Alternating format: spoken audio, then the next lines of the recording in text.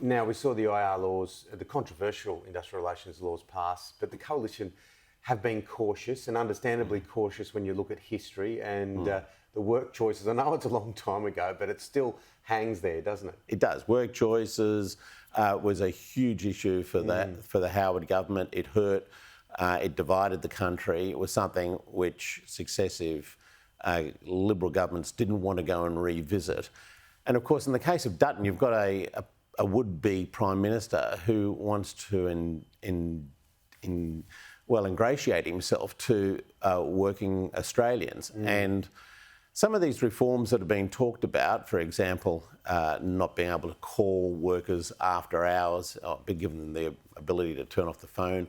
That makes sense, doesn't it? Because you sort of think of some of these other IR laws that predated that were predating mobile phones and the ability to be, exactly. to be contacted at any point, at any time of day. That's right, and I think Dutton has to have one eye to workers out there who would be looking at those changes and saying, yeah, that's not a bad thing. Why should I have to be rung, 5 and 6 times over the weekend on my own time without getting a cent in my pocket for doing it?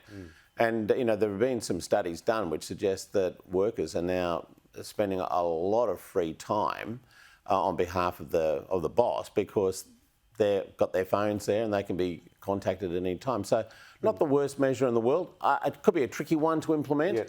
There obviously going to have to be a lot of exceptions to it, like emergency workers and so forth. But I think the spirit of it isn't bad. What about Barnaby Joyce? Look, I think we all remember us political those that are addicted to what happens in Canberra, and I must admit I put myself in that queue.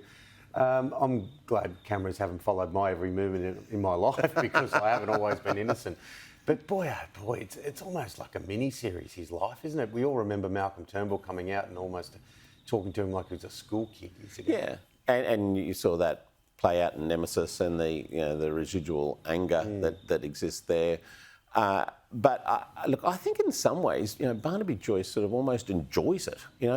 He likes playing the buffoon, the character who yeah, and who hasn't fallen over and had to make a phone call from the prone position on the way home? I've done some things. I don't know if I've quite done that. Now, how damaging was the Joe Biden appearance yesterday? So he's come out. He doesn't do a lot of media and never has, even when he was vice president. But like when you're coming out to try and say how good your memory is. That was about as bad as it gets.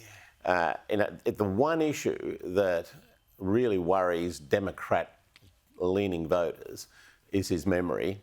The Special Prosecutor comes out and exonerates him from any criminal activity, and that should have been the focus. And that should have been the focus. But of course, it then went to this whole issue about his memory, which is a bigger political issue for him than any documents that he may not have accounted for properly, which is what the Special Prosecutor was looking at. His memory is a huge problem. And then in the course of the press conference, to mix up the names of two leaders, the Mexican and the Egyptian, they're not exactly too close. It was glaring, wasn't it? Yeah. It was a few kilometres. All you can say is that they both have border issues. Yes, exactly. And maybe that was something that was preoccupying him. I don't know, but it is a devastating moment actually for his re-election prospects. I wonder whether this is also a moment when he chooses to reflect on whether he really has got the confidence of the country when it comes to his memory and his ability to go forward as a president in such an important role. I don't know, but wow, it was a stark reminder that we're dealing with an old president. Yeah, and the challenge there, and we mentioned it, we talked to Christian Daytalk in America before, was the timing. I know we're February to November, but that's not a long time in the US political cycle. It's always good to talk to you, Bruce. We'll do it again soon. You too. Thanks mate. Appreciate it.